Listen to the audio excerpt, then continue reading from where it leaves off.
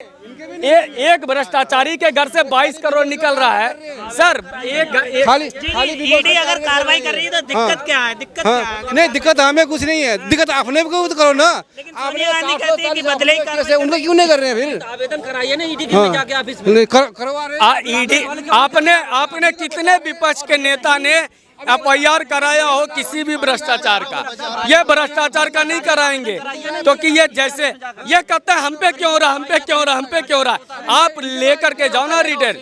अच्छा, कभी ईडी खाली हाथ तो नहीं आई ना भाई, ईडी कभी खाली हाथ तो नहीं आई। दिक्कत क्या है? नहीं, अगर दिक्कत- ईडी कार्रवाई कर रही है, कि हमें दिक्कत नहीं है, सब पक्ष को देखना चाहिए ना। ईडी की जो कार्रवाई हो रही है फिर दिक्कत क्यों हो लोगों को? देखिए, अगर कोई गलत नहीं है तो ईडी की कार्रवाई से डरने की जरूरत नहीं है। और कल आपने देखा होगा जैसे सुप्रीम कोर्ट का भी इन फेवर ऑफ ईडी के फेवर में ही आया है जजमेंट कि जो ईडी कर रही है वो बहुत सही कर रही है। तो जो अगर गलत नहीं किया तो उसको डरने की जरूरत नहीं है। ईडी जो कर रहा है वो ठीक कर रहा है और करना चाहिए, उसको करते रहना चाहिए, कोई दिक्कत नहीं है। अगर जो गलत होगा उसके अंदर ही डर होगा ना कि मैंने गलत किया है तो यार मैंने कैश रखा हुआ, करोड़ों करोड़ों कैश निकल रहे हैं। अगर आप पीछे आपने देखा होगा तो जो गलत नहीं किया उसको डरने की जरूरत नहीं है, सीधी सी बात है। आप क्या कहेंगे? ईडी जो कार्रवाई कर रही है कैसे देखते हैं आप? क्या कहेंगे? देखिए सर, जब बहुत ज़्यादा पीड़ा हो जाती है ना तो कहीं ना कहीं स्फुटन होता है। और ईडी की पूरी कार्रवाई मुझे लगता है कि एक बहुत सही कदम जा रही है। आखिर जहाँ पर भी ये कहते हैं विपक्ष पे ही सिर्फ क्यों हो रहा है, अरे जहाँ हो रहा है वहाँ से पैसे निकल रहे हैं या नहीं? क्या खाली हाथ ईडी लौट रहा है? नहीं लौट रहा है ना, तो पैसे निकल रहे हैं। हमारी आपकी ज़िंदगी खट जाएगी साहब करोड़ रुपए जमा करने में। एक मकान से 22 करोड़, दूसरे मकान से 15 करोड़, साला इतना। और हम लोग बचाव करने लगते हैं।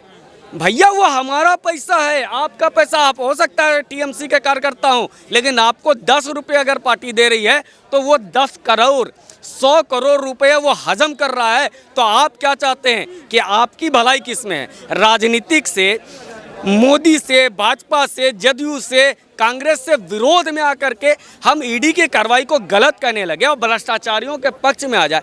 हम एक पे ब्लेम डाल करके दूसरे को बचाने का प्रयास करते हैं, यही हो रहा है।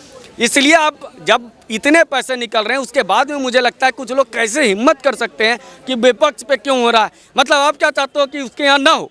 आप क्या चाहते हो कि आपके घर के पैसे आपके पास इतना 22 करोड़ रुपया है? अरे जाके देखो, 22 करोड़ लाख रुपए आपके पिताजी जमा नहीं कर पाए होंगे और वो 22 करोड़ रुपया जमा कर लेता है। आपका तो नहीं, उस पर क्यों कार्रवाई हुई? अरे तुम्हारा क्या फायदा है भाई? तुम क्यों परेशान हो रहे हो? क्या ममता बनर्जी तुम्हें कुछ दे रही है? और दे रही है तो 10 रुपया, दे रही है तो स्वास्थ्य सारथी कार्ड, और दे रही है तो तुम्हें मोदी को गाली देने में देती है, तुमको मजा आता है इस नाम पे। भाई कहता है सरकार, भाई तुम सिर्फ विपक्ष को क्यों टारगेट कर रहे हो? ठीक है, कल तुम्हारी सत्ता आई थी, तुम्हारी सत्ता 10 वर्षों से थी ना। नरेंद्र मोदी को उसके ही राज्य में मुख्यमंत्री को होते हुए एक दरोगा बुलाता था, 6-6 घंटा पूछताछ करते थे। क्या निकलवा लिए? 10 साल तुम्हारी शासन थी ना, क्यों नहीं तुमने नरेंद्र मोदी पे एक आरोप साबित कर पाए? नहीं कर पाए क्योंकि तुमने टारगेट किया था अब बिना वजह के। लेकिन यहाँ तो वहीं पे टारगेट करके जा रही है ईडी, जहाँ से 22 करोड़ निकल रहे हैं, जहाँ से 50 करोड़ निकल रहा है। यूपी में चुनाव के पहले निकल रहा था, इत्र वाला व्यापारी निकल रहा था। जब सत्ता चले जाएगी, तो इसका भी निकाल लेना। लेकिन मुझे पीड़ा क्यों होनी चाहिए? एक भ्रष्टाचारी के घर से 22 करोड़ निकल रहा है सर।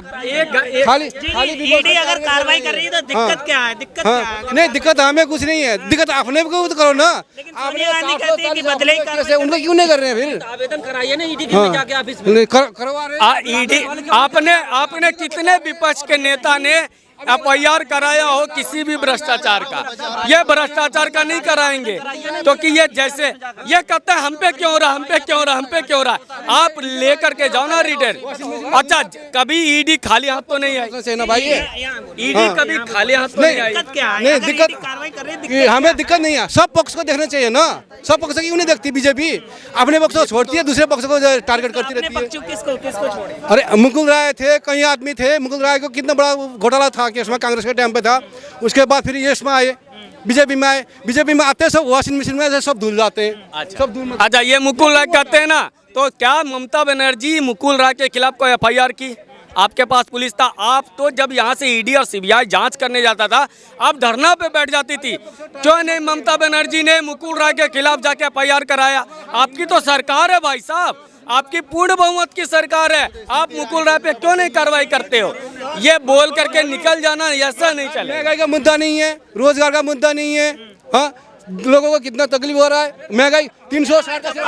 ठीक है, नहीं महंगाई की बात करते हैं ना, जब जीएसटी काउंसिल में बैठ के ये लोग बंद कमरे में कहते हैं, नहीं बंद कमरे में ये कहते हैं जीएसटी बढ़ा दो, कहते हैं कि अरे नहीं महंगाई कर दिया, महंगाई कर दिया।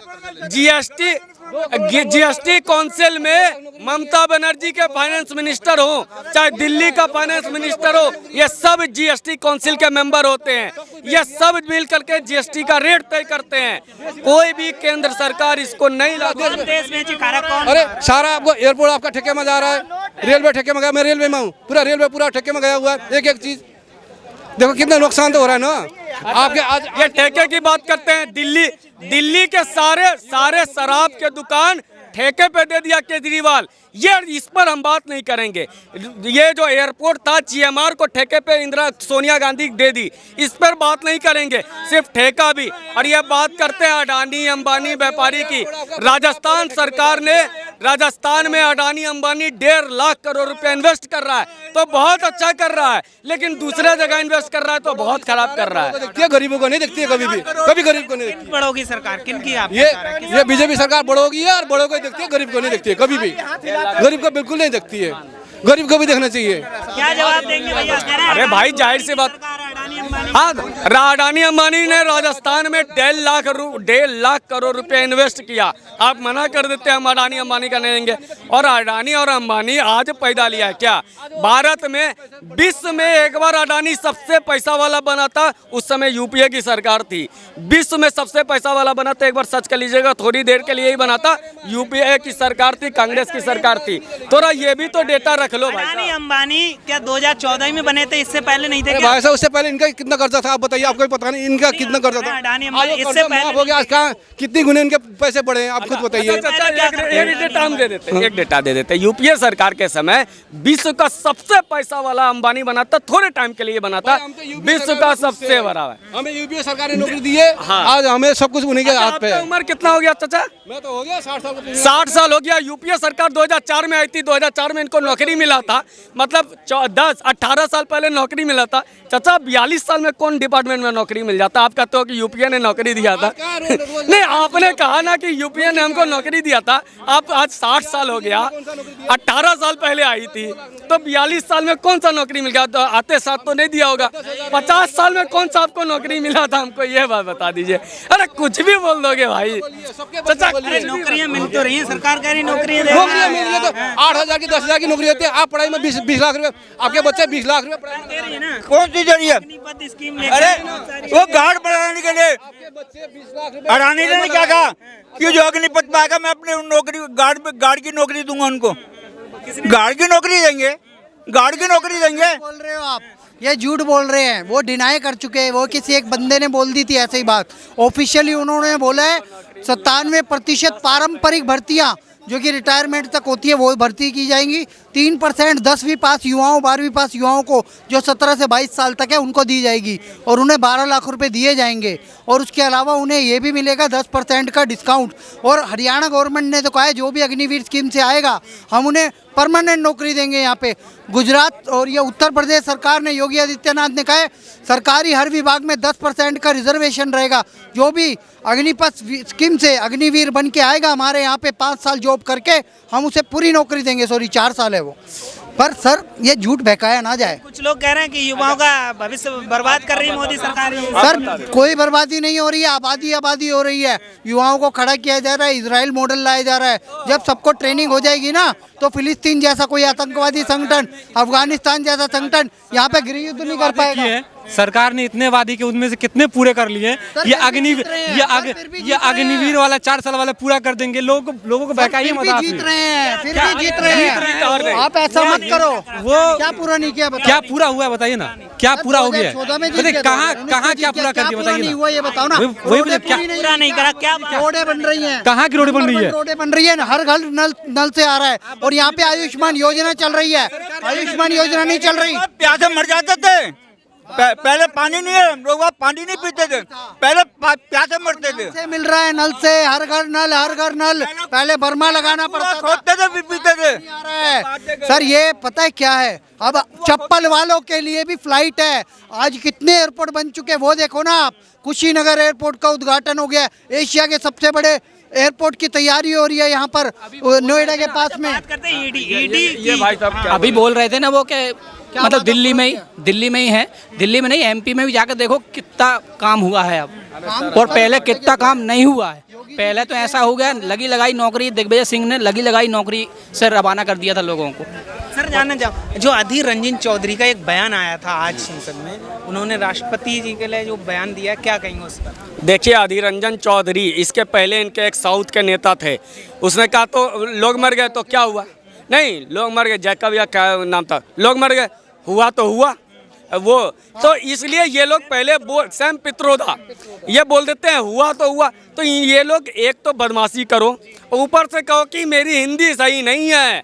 हमने तो भाई, अरे तुम्हारी हिंदी नहीं, तुम्हारा गणित भी सही नहीं है, और तुम्हारा ज्योतिष विज्ञान के आधार से भविष्य भी सही नहीं है। मल्लिकार्जुन खड़गे जिस तरह से गए, अधीर रंजन चौधरी, आप इनका इतिहास देख लो ना। ये कहाँ से आए थे? कांग्रेस में आने से पहले 21 नक्सली विचारधारा के समर्थक थे, जरा ये भी पता कर लो। और ये लोग कहते हैं कि आज इनकी पीड़ा क्या है।